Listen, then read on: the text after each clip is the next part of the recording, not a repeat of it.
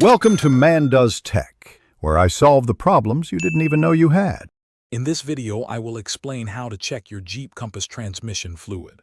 First, park your vehicle on a flat, level surface to ensure an accurate fluid reading.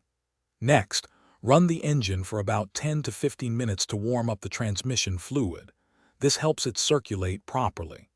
Finally, gather a clean rag, a funnel, and the specific type of transmission fluid recommended for your Jeep Compass model.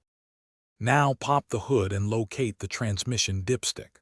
On many Jeep Compass models, it's typically on the driver's side, towards the back of the engine. However, some newer models might have a sealed system or a cap that requires a special dipstick tool.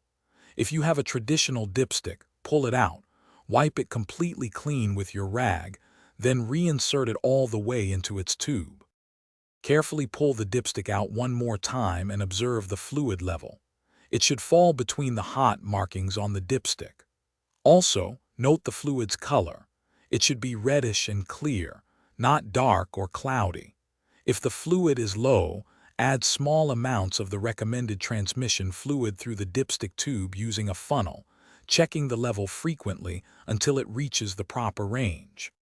Remember, for some Jeep Compass models, especially those with a sealed system or a check plug, the engine must be running and at operating temperature for an accurate reading.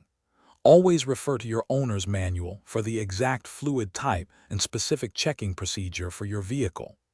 Proper transmission fluid maintenance is crucial for your Jeep's longevity.